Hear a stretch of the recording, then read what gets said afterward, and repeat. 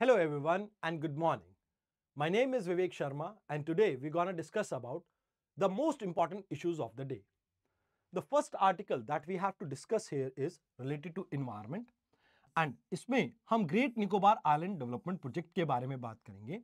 We will be discussing about the details of the project, क्या क्या हम यहाँ पर कर रहे हैं. We will be discussing about the importance of the entire project. Then we will be discussing about the concerns and what should be the way forward for this that we have to understand. Science and tech में we will be discussing about recent एक space program हमने launch किया था जिसको आप PSLV C60 के नाम से भी जानते हैं. अब इसमें हमने एक चीज लॉन्च की थी पोयम 4. अब यहां पर हमने माइक्रोग्रेविटी में काउपी लोबिया जिसे कहते हैं इसको ग्रो किया है. तो माइक्रोग्रेविटी में कैसे प्लांट्स को उगाते हैं ये एक्सपेरिमेंट इंडिया सक्सेसफुली कंडक्ट कर पाया है. तो इसके क्या इंपॉर्टेंस होगी we will be discussing about that. India and its neighbourhood में हम डिस्कस करेंगे. चाइना ने अभी रिसेंटली 2 न्यू काउंटी का नाम रखा है लद्दाख एरिया में. तो इंडिया के कंसर्न्स के बारे में हम यहां पर डिस्कस करेंगे एंड चाइना के साथ हमारे रिलेशंस कैसे रहे हैं we will be discussing about that. अब ग्लोबल न्यूट्रिशनल टारगेट्स के बारे में we will be discussing where we gonna talk about कि वर्ल्ड हेल्थ असेंबली ने recently child stunting, child wasting, anaemia and even जैसे ओबेसिटी इन चीजों को लेके क्या टारगेट्स लिए हैं we will be discussing about that also. But before starting with the topics let me tell you if you want to download the PDF of this entire lecture all you have to do is scan this QR code. You will be joining my Telegram channel and इस channel पे जाके आप PDF को download कर सकते हैं and timely अपनी चीजों को रिवाइज कर सकते हैं. आइए अब शुरुआत करते हैं आज के डिस्कशन की. The first article that we have to discuss here is about great Nicobar development project. अभी रिसेंटली हुआ क्या है कि गवर्नमेंट ने कहीं ना कहीं एक प्रोजेक्ट स्टार्ट किया great Nicobar island development project को. अब इसमें कई सारी चीजों को यहां पर एक साथ लाया गया है. जैसे for example you might be aware about ये एरिया जो है जो अंडमान एंड निकोबार का है बहुत ज्यादा प्रॉक्सिमिटी में है मलक्का स्ट्रेट के. तो that's why we want India to be on the map of global maritime trade and hence we are developing international container transshipment terminal here.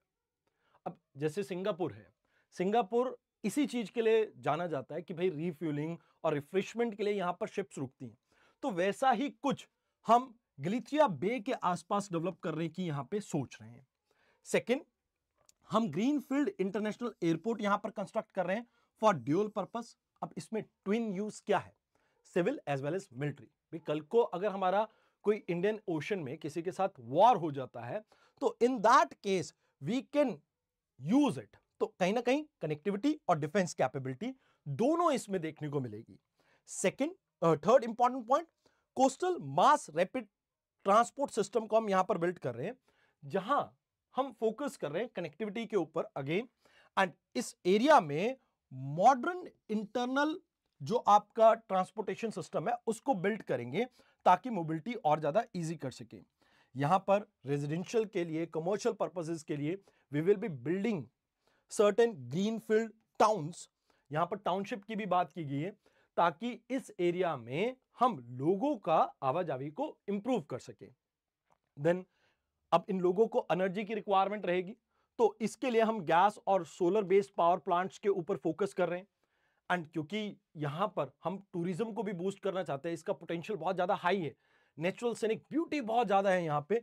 तो that's why high end tourism infrastructure को भी build किया जाएगा. And in addition to this यहां पर Campbell Bay एक area है, there we gonna develop ship building and repair yard. अब इससे फायदा ये होगा कि जैसे हम इंडिया को कहीं ना कहीं जैसे इस एरिया में मरीन टाइम रूट्स के ऊपर लेके आ रहे हैं तो किसी शिप की रिपेयर करनी हो, कुछ भी करना हो तो उसमें भी आपको हेल्प मिलेगा. And more over free trade zone यहां पर हम बिल्ड करेंगे ताकि इस एरिया को एज अ इकोनॉमिक हब हम प्रमोट कर सके. Now, this entire thing is looking very good, but there are certain concerns. Before we start with the significance of the project, let's try to understand कि क्या concern है. अब इस area में 130 square kilometre के tropical rain forest को आप cut करेंगे. Tropical rain forest are known for their biodiversity and that's why यहां पर कुछ इन्वायरमेंटलिस्ट कह रहे हैं कि भैया इस प्रोजेक्ट के ऊपर हमें थोड़ा सा ध्यान रखना चाहिए। तो मतलब 10 लाख ट्रीज को यहां पर काटा जाएगा तो वो पूरी तरह से इस एरिया को बर्बाद कर सकते हैं। देन शिप्स की मूवमेंट होगी तो इससे कोरल रीफ के ऊपर इंपैक्ट पड़ेगा, मरीन इकोसिस्टम के ऊपर असर पड़ेगा। एंड लेदर बैक टर्टल्स, इनका ये नेस्टिंग एरिया है, ग्राउंड है, उसके ऊपर भी ह्यूमन मूवमेंट का कहीं ना कहीं एंथ्रोपोजेनिक जो आप प्रोसेस है उसका इंपैक्ट देखने को मिलेगा। There are several indigenous tribes जो इस एरिया में आपको देखने को मिलते हैं, जैसे सोमपेन एंड निकोबारीज। इनके राइट्स वायलेट हो सकते हैं, तो हमें यहां पर कहीं ना कहीं इनके फॉरेस्ट राइट एक्ट से रिलेटेड जो वायलेशन है उसका भी कहीं ना कहीं आप ये कह सकते हो कि हमें डर है। देन सिस्मिक एक्टिविटीज, क्योंकि ये एरिया जो है ये आपका कहीं ना कहीं पहले भी सुनामी की चपेट में रहा हुआ है 2004 के आसपास। तो दैट्स व्हाई वी वांट कि भाई इस एरिया में जो आपका इतना बड़ा आप लार्ज इंफ्रास्ट्रक्चर बिल्ड कर रहे हो, कहीं उससे सिस्मिक एक्टिविटीज इंक्रीज ना हो जाए, that is also a problem. अब आरटीआई एक्ट वैसे तो हर जगह आपका एप्लीकेबल होता है, बट क्योंकि इसमें मिलिट्री एंगल भी आपका आ गया, तो दैट्स व्हाई यहां पर एनवायरमेंटल और फॉरेस्ट क्लियरेंस को लेके जो ग्रांट्स दी गई हैं उसके ऊपर सफिशिएंट पब्लिक कंसल्टेशन नहीं की गई एंड डिसीजन मेकिंग प्रोसेस में लोकल लोगों को इन्वॉल्व नहीं किया गया। तो कहते हैं कि भाई पूरी तरह से इसमें ट्रांसपेरेंसी नहीं है और आरटीआई भी इसके ऊपर एप्लीकेबल नहीं है। एंड लास्ट में कहा जाता है कि भाई देखो, इकोनॉमिक वायबिलिटी भी एक बड़ा इशू है।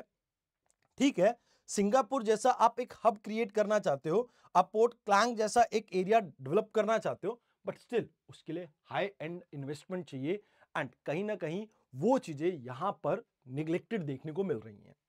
अब इसमें सबसे बड़ी बात यह आती है कि भाई क्या इस पूरे प्रोजेक्ट का सिग्निफिकेंस है, क्यों गवर्नमेंट इसको परस्यू फिर भी कर रही है?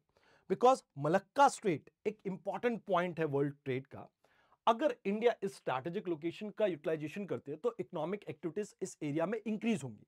एंड प्लस कल को अगर चाइना हमारे चिकन नेक कॉरिडोर को हैंडल करता है, मतलब कैप्चर करने की कोशिश करता है, तो हम चाइना को उसका एक्सेस इंडो पैसिफिक एरिया में डिनाई कर सकते हैं with this strategic location. So with that objective it is very important. More over, आप ग्रेट निकोबार की पोजीशन देखिए तो ग्लोबल कार्गो शिपमेंट जो कि आपकी मलक्का स्ट्रेट से होके जाती है, उसके अंदर हमारी ये लोकेशन बहुत स्ट्रैटेजिक है और ये हमें लिवरेज देती है कि हम वर्ल्ड मरीन टाइम रूट के ऊपर अपनी प्रेजेंस को इंश्योर कर सकें, जिससे फॉरेन इन्वेस्टमेंट इंक्रीज होगा and even regional economic growth भी आपको देखने को मिलेगी। Moreover, tourism, hospitality sector will be growing in this area. तो high end eco tourism build करोगे तो इससे कहीं ना कहीं आपको लाइक फॉरेक्स भी मिलेगा एंड डोमेस्टिक टूरिज्म भी बढ़ेगा, वो भी एक अच्छी यहां पर अपॉर्चुनिटी देखने को मिलती है। साथ के साथ आप लोकल लोगों को यहां पर बहुत लार्ज स्केल पे एम्प्लॉयमेंट भी प्रोवाइड कर पाएंगे एंड मोर ओवर इस एरिया में एयर सी लैंड कनेक्टिविटी को आप कहीं ना कहीं और बेटर कर पाएंगे, जिससे ग्लोबल ट्रेड के अंदर हमारा जो प्रेजेंस है वो इंप्रूव होगा। बट यहां पर कंसर्न्स को भी निग्लेक्ट नहीं किया जा सकता है, तो दैट्स व्हाई हमें कोशिश करनी होगी कि भी जो डेवलपमेंट हो उसमें डिसीजन मेकिंग में आप ट्रेडिशनल जो लोग वहां पर रहते हैं उनके राइट्स को आप सिक्योर कीजिए। आप जो भी कंस्ट्रक्शन टेक्निक यूज कर रहे हैं वहां पर ग्रे स्टैंडर्ड्स यानी ग्रीन टेक्नोलॉजी का इस्तेमाल कीजिए, जिससे रिस्क आपका कम से कम हो।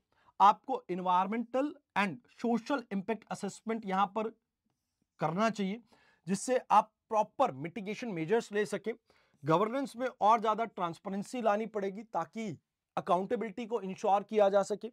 And in addition to this, क्या हमारे पास इस इको सेंसिटिव एरिया, क्योंकि ये ऑलरेडी एक बायोडाइवर्सिटी हॉटस्पॉट का पार्ट है, आपको कमेंट सेक्शन में बताना है कि कौन से बायोडाइवर्सिटी हॉटस्पॉट का ये पार्ट है, तो क्या इस इको सेंसिटिव जोन को हमें यहां पर टच करना चाहिए या हमारे पास कुछ अदर ऑल्टरनेटिव हो सकते थे?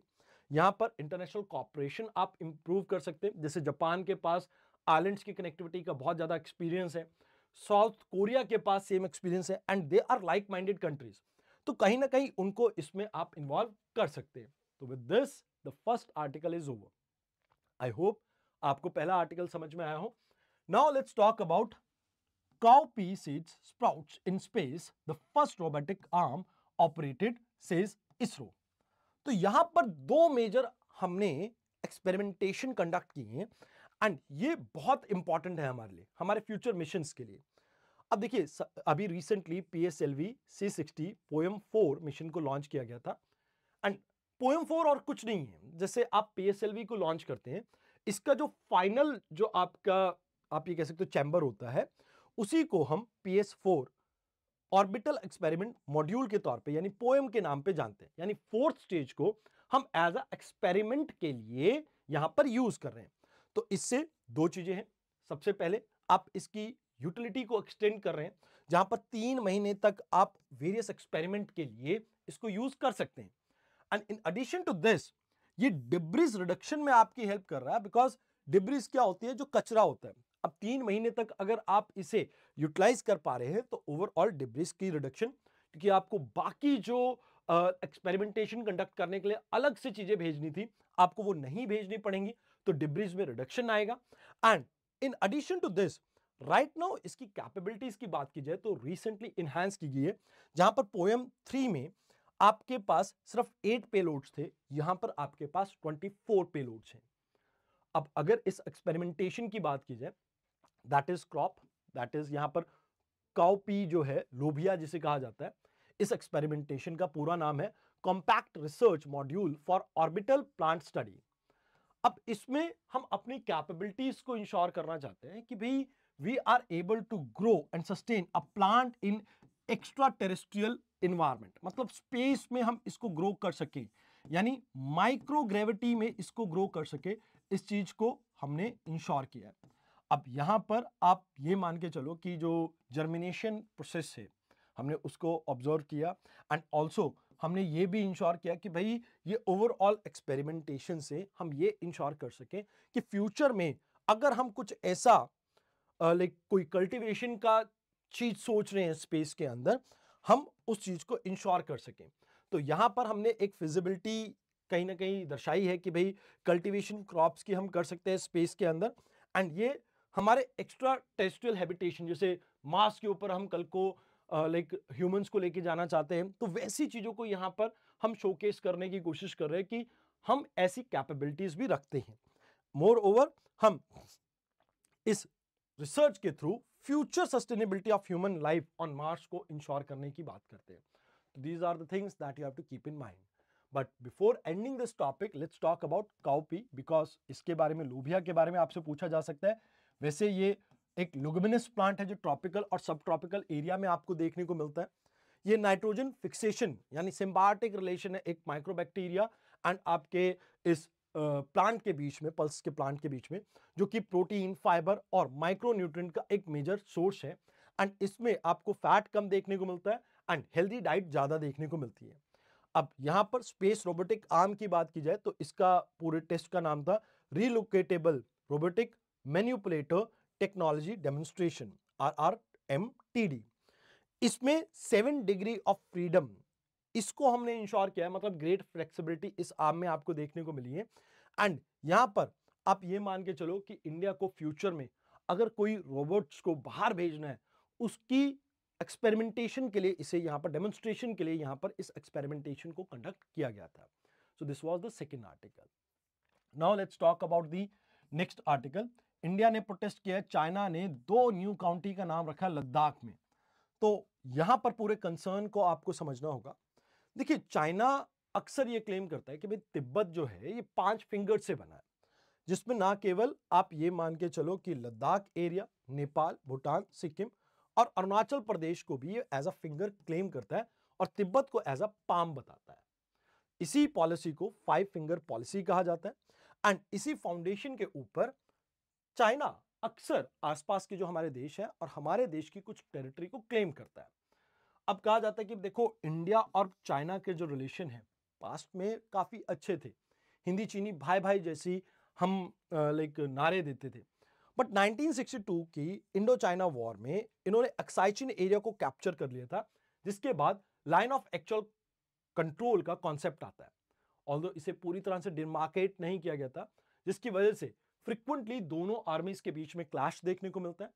एंड इसमें से एक मेजर क्लैश आपको डोकलाम स्टैंड ऑफ के तौर पे देखने को मिलता है, जहां पर एक ट्राई जंक्शन है इंडिया, भूटान और चाइना के बीच में। यहां पर आपको सिलीगुड़ी पास के पास ये पूरा क्लैश देखने को मिलता है।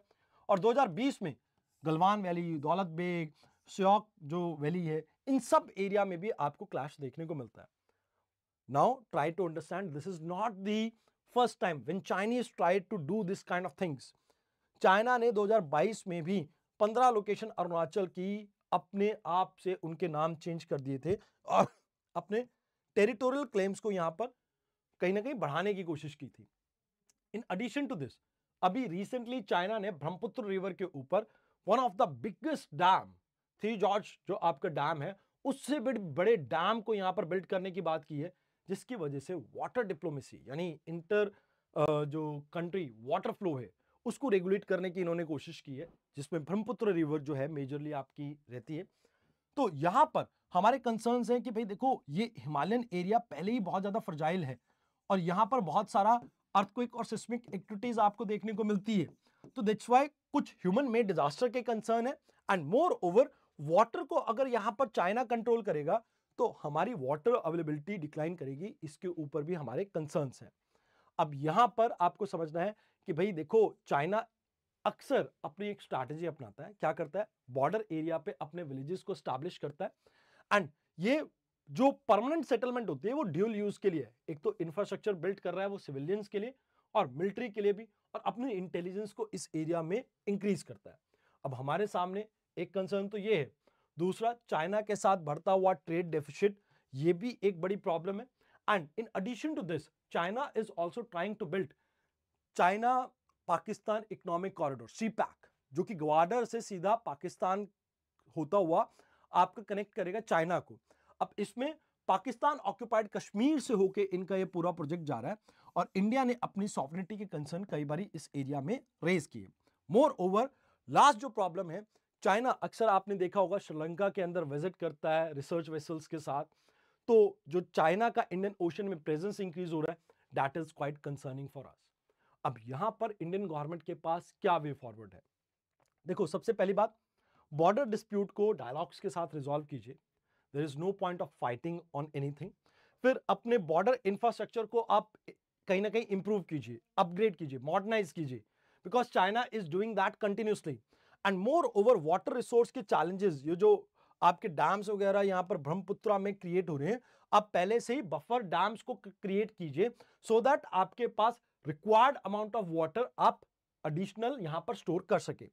इन एडिशन टू दिस, आप ट्रेड डिपेंडेंसी को रिड्यूस कीजिए, आप बूस्ट कीजिए डोमेस्टिक इंडस्ट्रीज को, मेक इन इंडिया को प्रमोट कीजिए, आप प्रोडक्शन लिंक इंसेंटिव स्कीम्स को और ज्यादा प्रमोट कीजिए, ताकि इंडिया के अंदर ज्यादा से ज्यादा इन हाउस कंस्ट्रक्शन और मैन्युफैक्चरिंग हम कर सके। अब यहां पर आपके लिए एक इंपॉर्टेंट इंफॉर्मेशन है, those who are preparing for 2025 prelims, आपके पास एक मौका है प्रीलिम्स के क्रैश कोर्स को ज्वाइन करने का, जहां पर आप अपने पूरे सिलेबस को टाइमली रिवाइज कर सकते हैं and even including your current affairs and CSAT. आपने करना कुछ नहीं है, हमारी वेबसाइट पे जाना है एंड VSHMA इस कूपन कोड को अप्लाई करना है और आपको 50% तक यहां पर डिस्काउंट अवेल आप कर सकते हैं। आइए अब बात करते हैं आज के लास्ट आर्टिकल की। इस आर्टिकल में we will be discussing about global nutrition target. अभी वर्ल्ड हेल्थ असेंबली की एक मीटिंग हुई थी जिसमें कुछ टारगेट्स लिए गए हैं, जैसे स्टंटिंग को हम 40% तक कम करेंगे। जैसे एक बच्चा है, इसकी height as per age group ठीक नहीं है तो उसे स्टंटिंग कहा जाता है। अनीमिया, खून की कमी, तो रिप्रोडक्टिव एज यानी 14-15 साल से लेके 48 साल की जो महिलाएं हैं, इनके अंदर जो खून की कमी देखने को मिलती है, इसे 50% तक रिड्यूस करेंगे हम। And more over, low birth weight, इसको 30% तक रिड्यूस करेंगे। चाइल्डहुड ओवरवेट, इसको हम इंक्रीज नहीं होने देंगे एंड ब्रेस्ट फीडिंग को हम इंहांस करेंगे और चाइल्ड वेस्टिंग को भी 5% से रिड्यूस करेंगे। अब देखिए, इन सभी चीजों में आपको यह समझना होगा कि कुछ चीजें आपको यहां पर समझनी बहुत ज्यादा जरूरी है। जैसे चाइल्ड वेस्टिंग क्या होती है? चाइल्ड वेस्टिंग, जब बच्चे का वेट उसकी एज और हाइट के अनुसार नहीं है, that is child wasting. And below 5 year के बच्चों की ही बात कर रहे हैं। तो देखिए, एक जो सबसे बड़ी जो प्रॉब्लम आज की डेट में देखने को मिल रही है वो ये है कि एक तरफ तो हम माल नरिशमेंट देख रहे हैं एंड दूसरी तरफ हम देख रहे हैं ओबेसिटी, कि ओवर फीडिंग भी एक प्रॉब्लम है और कहीं ना कहीं माल नरिशमेंट भी फिर भी देखने को मिल रही है, बिकॉज न्यूट्रिशनल फूड बच्चों को अवेलेबल नहीं किया जा रहा है। ऑल्दो इंडिया के नेशनल फैमिली हेल्थ सर्वे के अकॉर्डिंगली इंडिया में स्टंटिंग रिड्यूस हुई है, 38 से 35% पे आ गई है, वेस्टिंग 21 से 19% पे आ गई, अंडरवेट 35 से 32% पे आ गया, एंड अनीमिया भी आप मोर और लेस आप ये कह सकते हो कि ऑलमोस्ट उतना ही रहा है, बहुत ज्यादा इसमें चेंजेस वेरिएशन नहीं देखने को मिले। बट ग्लोबल रिपोर्ट्स के अकॉर्डिंगली अगर आप देखें तो स्टंटिंग की जो प्रॉब्लम है वो आपको पहले 1000 दिन यानी 2 साल के अंदर देखने को मिलती है बच्चे के अंदर। अब इसमें क्या होता है, इंडिया के अंदर ये देखने को मिला है कि ये इंक्रीज हुई है कि भाई 7 से 8% बच्चे सिर्फ बर्थ के टाइम पे आपके स्टंटिंग के शिकार थे, बट बिकॉज अच्छा खाना नहीं मिल पाया तो 2 साल होते होते तकरीबन 40% बच्चे इसका शिकार हो जाते हैं। मोर ओवर इसके पीछे सबसे बड़ी जो प्रॉब्लम है वो है एनर्जी इनटेक। हम यहां पर स्पेशली फैट्स की बात की जाए तो इनसफिशिएंट देते हैं बच्चों को, जहां पर आप ये देखते हैं कि भी 7 ग्राम फैट पर डे उसकी रिक्वायरमेंट है जो मतलब दी जा रही है, एक्चुअल में जो रिक्वायरमेंट है वो 30 से 40 ग्राम के आसपास है। अगर आप देखें तो हमें यहां पर ऑयल को कहीं ना कहीं जो न्यू पोषण गाइडलाइंस है उसमें इंक्लूड किया गया है, तो उसको यहां पर कहीं ना कहीं इंप्लीमेंट करने की जरूरत है। In addition to this, anaemia की बात की जाए तो हम एक भुलेखे में थे कि भाई आयरन का आप सप्लीमेंट दे देंगे तो अनीमिया ठीक हो जाएगा, तो कहते हैं ये तो सिर्फ 1/3 केसेस के लिए रिस्पॉन्सिबल है, कहीं ना कहीं बाकी न्यूट्रिएंट जैसे विटामिन B12, फॉलेट, इनका कंट्रीब्यूशन भी मेजर है। एंड इसमें सबसे बड़ी एक प्रॉब्लम है कि आप जो मेजरमेंट जो लेते हैं, जो टेस्ट कंडक्ट किए जाते हैं, वो टेस्ट का तरीका आपका ठीक नहीं है, तो आपको उसको भी इंटरनेशनल स्टैंडर्ड के अकॉर्डिंगली करना होगा। अब गवर्नमेंट ने यहां पर बहुत सारे इनिशिएटिव लिए, जैसे पोषण 2.0 जहां पर न्यूट्रिशनल कंटेंट के ऊपर फोकस किया गया है, मोर ओवर फोर्टिफाइड फूड के ऊपर फोकस किया गया है, इंटीग्रेटेड चाइल्ड डेवलपमेंट सर्विसेज जहां पर 0 to 6 ईयर के बच्चों को, प्रेग्नेंट वुमेन्स को, लैक्टेटिंग मदर्स को हम न्यूट्रिशनल फूड सप्लीमेंट्स और फूड्स की प्रोवाइड कर रहे हैं। फिर प्रधानमंत्री मातृत्व वंदना योजना कैश इनिशिएटिव दिया गया है ताकि वो अपनी लाइक हेल्थ का ख्याल रख सके। Moreover mid day meal schemes के ऊपर भी हमारा फोकस है जहां पर न्यूट्रिशनल फूड प्रोवाइड कर रहे हैं हम बच्चों को। स्कीम फॉर अडोलसेंट गर्ल्स जहां पर हम 14 से 18 साल की बच्चियों को न्यूट्रिशनल स्टेटस को इंप्रूव करने के लिए हेल्थ से रिलेटेड एजुकेशन दे रहे हैं। एंड मोर ओवर पोषण ट्रैकर, जन आंदोलन, ऐसे कई सारे इनिशिएटिव हमने लिए हैं जिससे ओवरऑल इकोनॉमी के अंदर या इंडिया के अंदर हम हेल्थ स्टैंडर्ड्स को इंप्रूव कर सके।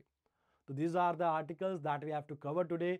I hope you like those articles. जाने से पहले इस वीडियो को लाइक जरूर कर देना। आज के लिए इतना ही। मैं विवेक शर्मा आपसे विदा चाहता हूं। धन्यवाद।